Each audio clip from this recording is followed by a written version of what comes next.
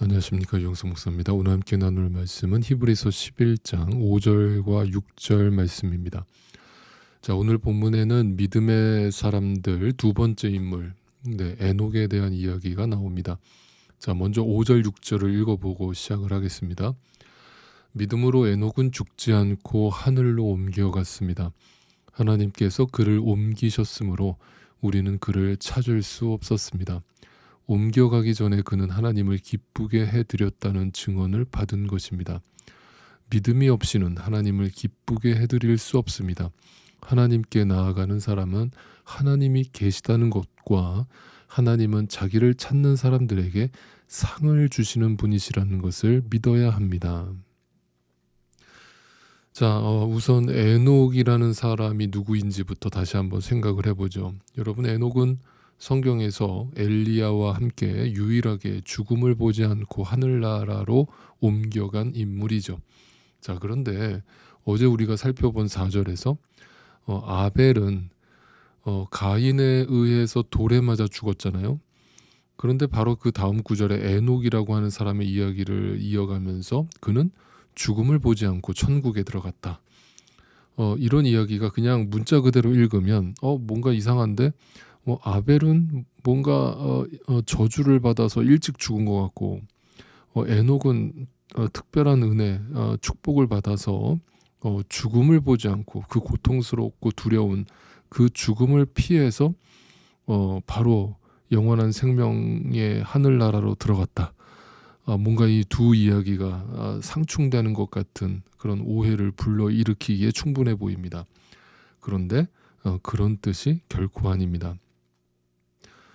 정확하게 말씀드린다면 여러분, 에녹도 하나님에 의해서 이 세상의 어떤 인간적인 재미와 행복과 그 희망을 빼앗긴 것이죠.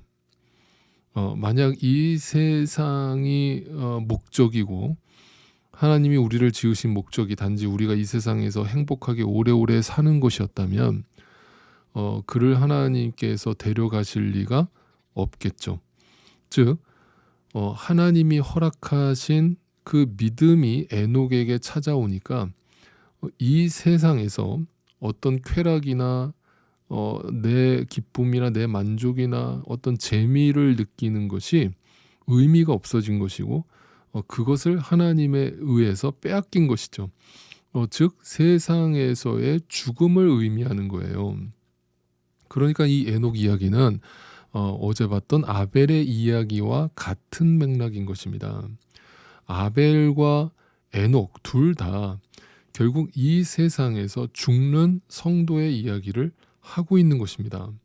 자, 그러면서 유명한 구절 6절이 아주 유명한 구절이잖아요. 그 이야기가 에녹의 이야기와 연결되어져 있다는 것을 생각하시면서 읽으셔야 돼요. 그러면서 하나님이 어떻게 했다? 그가 하나님을 기쁘게 해드렸다라고 증언을 합니다. 그 기쁨의 근거가 뭐냐면 믿음이 있었다는 거예요. 믿음이 없이는 하나님을 기쁘게 해드릴 수 없다는 거예요. 자, 그럼 그 뜻이 뭘까요? 믿음으로 하나님을 기쁘시게 했다는 뜻이 뭘까요? 자, 정리를 해보면 어느 날 하나님의 선물로 믿음이라는 것이 허락되어서 하나님의 말씀을 알게 된 에녹은 하나님이 계시다는 것과 하나님이 자신을 찾는 자들에게 상을 주시는 분이라는 것을 믿게 된 거예요. 자, 여기서 우선 상급이라고 하는 것은 이 세상의 복이 아니죠. 성경에서 말하는 상급은 영생, 즉 구원, 예수 그리스도를 말하는 것입니다. 즉 하나님이 살아계시면서 그와 동행하시면서 그의 모든 인생과 그 역사를 주관하고 끌고 가고 계시다는 그 구속사의 계획과 그림을 믿음으로 말미암아 그가 보게 되었다는 뜻이에요. 그래서 그 하나님을 믿게 되었고 그 믿음이 하나님을 기쁘게 해드렸다는 거예요. 자, 이것에 대해서 좀 더 구체적으로 유다서 1장으로 잠시 가보겠습니다. 유다서 1장 14절 15절이에요. 이런 사람들을 두고 아담의 7대 손 에녹은 이렇게 예언하였습니다. 보아라, 주님께서 수만 명이나 되는 거룩한 천사들을 거느리고 오셨으니 이것은 모든 사람을 심판하시고 모든 불경건한 자들이 저지른 온갖 불경건한 행실과 또 불경건한 죄인들이 주님을 거슬러서 말한 모든 거친 말을 들추어내서 그들을 단죄하시려는 것이다. 자, 이 유다는 일단 가룟 유다가 아니죠, 여러분. 유다서는 나중에 또 뒤에 가서 우리가 묵상을 하겠습니다만 예수님의 형제 유다를 말하죠.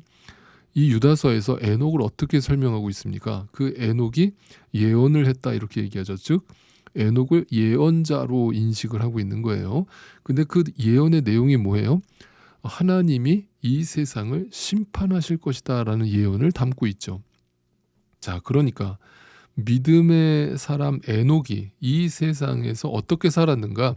예언을 하면서 살았는데 그 예언이라는 게 미리 예자가 아니라고 했습니다. 미래를 점치는 예언이 아니에요. 그 예언은 하나님의 말씀을 맡아서 전달하는 거예요. 그 하나님의 말씀을 받았기 때문에 그 말씀을 전하지 않을 수가 없는 거예요. 근데 어떤 말씀을 전했느냐? 네, 심판하시는 하나님에 대해서 그 말씀을 전달했다는 거예요. 그러니까 믿음이라고 하는 것이 뭐냐? 이 세상이 결코 전부가 아니고 반드시 이 세상에는 끝이 있고 그 종말이 찾아온 뒤에는 심판이 기다리고 있다.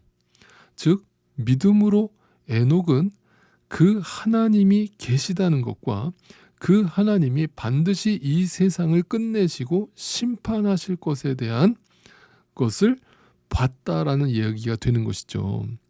네, 그러므로 이 세상을 눈에 보이는 것이 전부라고 생각하면서 살지 않았다는 뜻이 되는 거죠. 누가요? 에녹이요. 믿음의 사람들이요.